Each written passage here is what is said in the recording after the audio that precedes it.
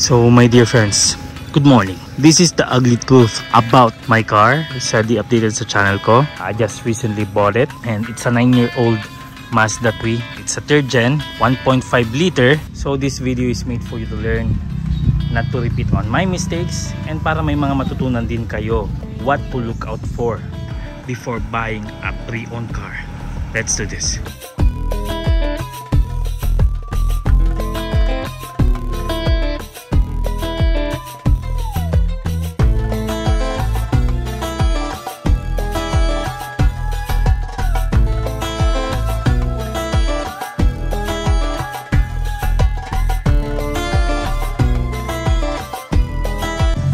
Una sa lahat, in order for you to identify the car if it's really abused, makikita mo yan sa kanyang exterior, sa kanyang physical look kumbaga. Makikita natin sa kanyang wheels, yung iba wala ng wheel cap, and nung binenta sa akin yung tires hindi na maganda yung kanyang itsura, may mga punit na kumbaga. But it's an old car, supposedly binibenta talaga nila ng ganyan yan. At saka isa din sa katigasan ng ulo ko is we did not do our proper diligence and di pa tayo kumuha ng mekaniko to check upon the car. So nung transfer sa pangalan ko yung car, saka lang tayo kumuha talaga ng mekaniko kasi we lost confidence. But we are going to tell the story later on. Tignan muna natin yung itsura ng car. Sabi kasi sa akin ni Sir Mechanic, ang unang titignan mo daw is yung kanyang paint job. Sabi natin dumaan talaga ng repaint yung pagkuha natin sa car. And just an advice my dear friends, huwag kayo makikipag-meet kay seller sa gabi o yung tipong madumi talaga yung car. Sa tingin ko, kung madumi yung car tapos ini-insist niya pa rin ibenta,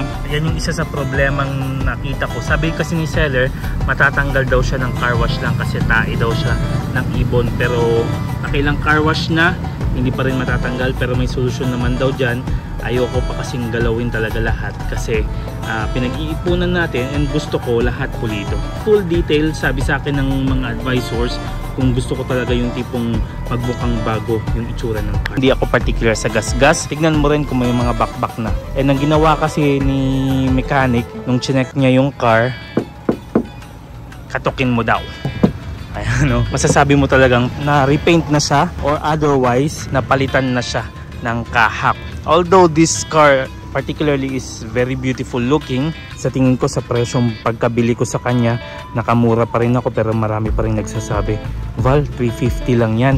O minsan pa nga may nakilala tayo, bumili ng pick-up tapos sinabi niya na makakabili ka pa nga ng 350 sa isang pick-up. Buksan natin yung hood. So makikita mo talaga sa engine bay na naabusan na yung car kapag medyo madumi na. Usually nililinis talaga ng mga seller yan, pero nung pagbili ko yung akin, madumi talaga. Tignan, it looks like it's a 9-year-old. Ganun naman yung itsura. That's what I would expect sa isang 9-year-old na car. Okay lang para sa akin. Sold pa rin ako nung nag-agree kami sa deal ni seller. But the ugly truth about my car is this one. Ayan o, binili ko siya mga around 61,000 kilometers. 9 years old, pero that's all a lie. Nung one time na pa-transfer na sa pangalan ko yung car, nagkabisihan ng lahat, di ko siya makontakt. Nakita ko na lang sa isang old post niya na nasa 98,000 kilometers na. Although nakatakip yung kanyang plate number, pero from what I saw, it's the same. So doon ko siya nahuli, binibenta niya pa sa akin ng 415 yung car kasama daw ng bagong battery. Advice sa akin ni Sir Mechanic, don't agree daw. I was asking for 370 instead of 350 kasi sa tingin ko fair enough yun sa car na to, pero he wouldn't budge and then nasettle na lang namin sa 390,000 Philippine pesos. Anyway, kung ikaw yung bibili ng car, sa tingin mo agreeable pa yung 390,000 Philippine pesos? Tampered to. Sa tingin ko hindi mo siya mahuhuli kung wala kang scanner. Nahuli ko lang talaga siya dahil sa old post. Bili ka rin ng second hand if it's more than 400,000. Tignan mo na lang din kung okay pa yung mga ganito niya. Oh. It's really an old car if you're going to ask me, and marami tayong pagkakagastosan dito. Inuna ko na to and bumili na rin ako ng mga black badging niya, although mali pala yung size. So imbis na ididikit ko na lang, tatanggalin ko talaga yung kanyang mga branding sa kanyang harapan at saka sa likod. Yun talaga yung plano ko, iba-blackout ko talaga to, pati yung stainless niya sa harapan. Nakita nyo yan? Saka ito, tignan mo rin to, kasi may mga tao talaga na gusto nila na itutupi nila ng maayos yung kanilang seat. So kung hindi mo maitupi ng maayos yung seat, it's also an issue. Kasi nga, minsan yung tipong like for example, hindi mo afford talaga mag-pick up pero kailangan mo ng paglalagyan talaga ng mga gamit mo. At least man lang na itupi mo para mas malaki yung storage unit mo. Hindi to gaano tinitignan ng lahat pero I would advise na tignan mo rin yung trunk kapag bibili ka ng car kasi most likely nandoon sa likod yung problema.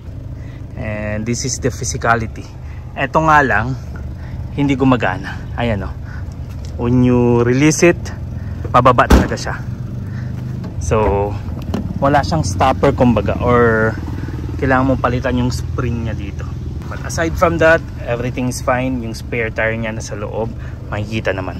Yung punit sa kanyang ilalim, that's another thing that you should be looking out. Yung ilalim nung car, tignan nyo rin bago nyo bilhin. Dalhin nyo sa isang talyer. By the way, just a quick update. Nung dinala ko sa slightly baha yung car, kakagaling lang sa bagyo, madaling araw yon, bumigay na talaga siya. At saka kailangan ko maghintay na may magbukas na talyer. So ayun, nalik yung anak ko going to school. Dapat mong susuriin, my dear friends, yung kanyang ilaw. The physicality of the light, my dear friends.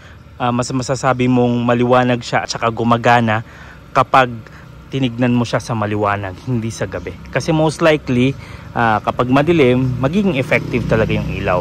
Although this one looks already old, at saka madumi, pinalinisan na natin once. Tignan mo kung gumagana yung high beam, tignan mo kung saan nakaposisyon yung kanyang turn signals, kung may repeaters ba, tignan mo kung gumagana lahat ng repeaters. At saka ang pinaka-importante sa lahat is yung kanyang brake light. Kasi nakasalalay din yung safety mo niyan. At saka kapag pumayag na i-test ride yung car, tignan mo na lang lahat. And isa din sa advice ko, dalhin mo sa off-road. Dalhin mo sa may lubak. Tignan mo kung okay yung under chassis niya. Tignan mo kung papalitan yung kanyang shocks. In-advise sa akin to ng mga professional and I think you should do your own diligence too. Isa din sa may hirit mo pagdating sa test ride is yung tipong at least man lang paabutin mo ng 100 kilometers per hour. Kung malakas pa rin yung hatak niya, I think it's your car. And ito yung dahilan ko kung bakit tayo nag pre-owned car, kasi may mga sinubukan tayong maliit na car, pasok sa ating budget pero bitin sa performance. That made me decide na kung bibili ka ng car, bumili ka na lang ng dream car mo kahit na second hand. So yan, kung pinatest ride ka, check mo yung brake. Pero may mga iba naman dyan na yung tipong papalitan lang talaga ng brake pads. So brake pad, it's a part na hindi naman siya talaga yung tipong necessaryong nandyan siya forever.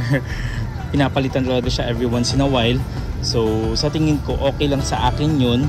So kaya kapag na-identify mo na yung car, yung mga sira niya, yung mga papalitan niya, mas easy na yun para sa akin, my dear friends. And sa tingin ko, yun din yung dahilan kung bakit kailangan mo talaga i-check yung car for yourself para malaman mo talaga kung ano yung problema sa kanya. And having a little bit of research, at saka doon papasok yung budget. Kaya mo nga yung monthly pero hindi mo naman kaya yung kanyang maintenance o yung mga papalitan, I think you shouldn't buy the car. At saka mabuti na rin alamin kung nakailang palit na ng owner yung car. I think it matters kasi doon mo talaga malalaman na kung multiple na yung owner ng car, it means different attitude or different behavior na talaga yung nakahandle sa kanya. So masasabi mo talaga na abuso talaga yung car. Unlike first owner talaga siya, sa tingin ko kapag binili mo yung car, makakasulit ka. Totoo ba talagang casa maintain? Sa tingin ko nagmamatter din yon, kasi kapag casa maintain, may mga full records talaga yan. Tsaka malalaman mo rin lahat-lahat, even though you're not a mechanic, kung goods pa yung car. Kapag hindi balance yung wheel, kapag kailangan ng alignment, hindi siya straight kumbaga, or hindi stable yung manobela kapag dinadrive mo. Now let's go to an important part. Maraming nag-overlook nito pero sa tingin ko, kung ika-cash mo yung pagbili sa isang pre-owned car, dapat alam mo rin na hindi siya hot car, and the moment you pay in full the seller, make sure na nakatransfer talaga sa pangalan mo. Kasi sa issue yun ngayon regarding about the LTO, pero yun nga, I'm lucky that na when I financed the car, ginastosan ko talaga na transfer kagad sa pangalan ko before I saw everything. Nakita na lang natin yung problema niya afterwards. I'm still glad about my car. Nasa more than 110,000 kilometers yung kanyang odometer. So kaya kapag na-identify mo na yung car, yung mga sira niya, yung mga papalitan niya, mas easy na yun para sa akin, my dear friends. And sa tingin ko, yun din yung dahilan kung bakit kailangan mo talagang i-check yung car for yourself and having a little bit of research about the car itself.